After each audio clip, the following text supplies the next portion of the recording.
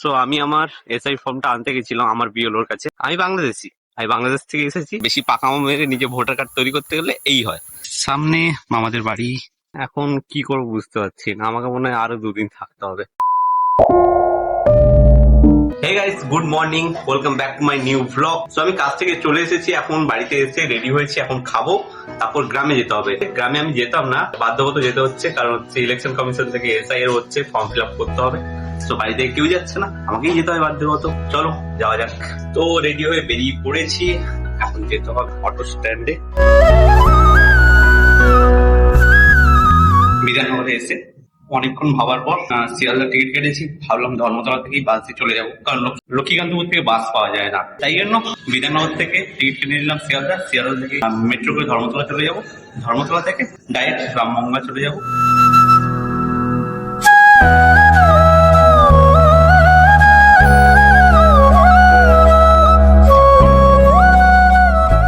Metro থেকে নেমে এখন বাস স্ট্যান্ডে দেখতে যাচ্ছি। এখান থেকে একটা টিকিট কেটে নিয়েছি, যেটা 100 টাকা প্রাইস ছিল। কেন জানি না, WBTC একটু কম হয়, আলাদা একটা বাস, তো 100 টাকা নিয়েছে। বাসের মধ্যে কেউ নেই বলতে গেলে। এখন 12:30টার সময় এখান থেকে বাসটা ছাড়বে রামমঙ্গলার জন্য। জানি না পৌঁছতে আমার কতক্ষণ সময় লাগবে রামমঙ্গলাতে। বাস কাটতে দেরি ছিল, তার জন্য একটা লেস কিনে নিয়েছি।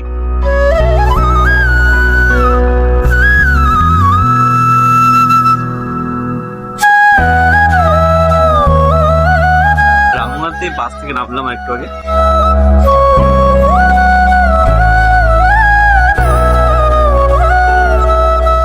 কালকে গ্রামে আসতেই আমার প্রায় রাত হয়ে গেছিল, প্রায় 6টা 6:30টার বেশি হয়ে গেছিল।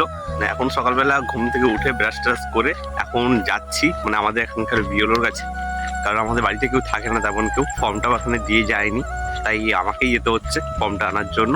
আর একটু আগে আমি আমার বাড়ির 3 জনের অর্থাৎ মা বাবা দাদার এসআই এর ফর্মটা আনলাম, কিন্তু এখন আমারটা এখানে নেই। এখন আমারটা আলাদা একটা জায়গায় আছে, সেখান থেকে নিয়ে আসতে হবে। এটাই হয়, বেশি পাকামো মেরে নিজে ভোটার কার্ড তৈরি করতে গেলে এই হয়। মানে আমি যেখানে ভোট দিই আর আমার মা বাবা দাদা যেখানে ভোট দেয়, দুটোই আলাদা জায়গা। এখন তার জন্য আমাকে আবার একটা জায়গায় যেতে হচ্ছে। আর তোমাদেরকে দেখাচ্ছি এখানকার রাস্তার 4 সাইডে মানে ধান গাছগুলো কেমন লাগছে, কতটা সুন্দর লাগছে। এটা হচ্ছে মাটির রাস্তা, এই মাটির রাস্তার 2 সাইডেই ধান গাছ।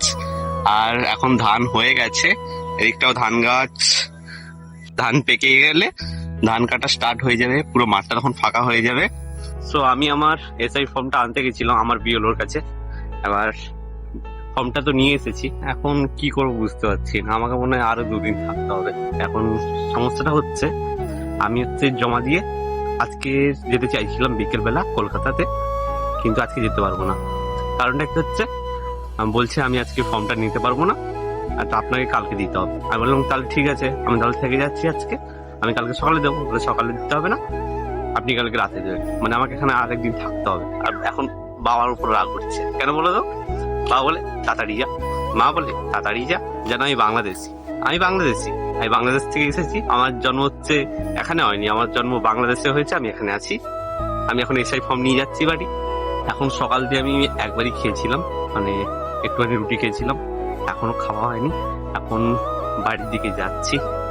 এখন বাড়ির কাছাকাছি এসে গেছি। দোকানের সামনে থেকে আসার সময় একটা লেস কিনেছি, আর প্লাস একটা গাম কিনেছি, যে গাম বুকের নয়। এটা হচ্ছে ফটো লাগানোর জন্য গাম কিনলাম একটা, বাড়িতে গাম ছিল না। চাইছে দেখো কত সুন্দর লাগছে, মানে এখন শীতকাল, সো আস্তে আস্তে শীতটা বাড়ছে। এই রাস্তায় আমি একটা ভিডিও বানিয়েছিলাম, মনে আছে? অনেকে হয়তো দেখোনি, এখানে আই বাটনে দিয়ে দিচ্ছি, ওপরে দেখতে পারো, বা ডিসক্রিপশনেও আছে। এবছরের প্রথম ভিডিও বানিয়েছিলাম, যেই কারণে আবার ভিডিও স্টার্ট করলাম, কি হয়েছে কি না হয়েছে।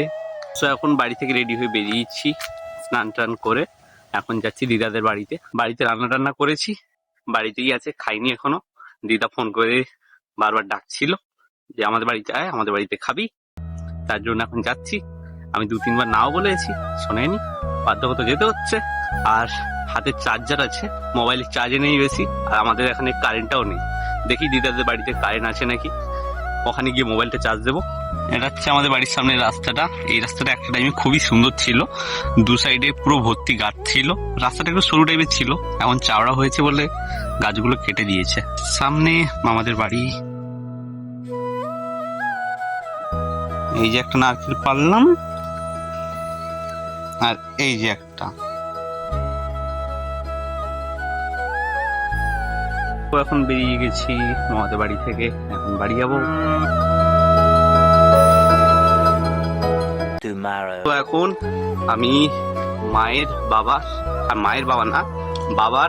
মার আর দাদার ফর্মটা ফিল আপ করেছি, আর একটুখানি ফিল আপ করতে বাকি আছে, তো নিয়ে যাচ্ছি বিএলওর কাছে, ফিল আপটা করে জমা দিয়ে দেবো। আমারটা এখনো বাড়িতে আছে, ওটা রাতে জমা দিতে যাবে, ফিল আপটা দুপুরের দিকটা করে নেবো।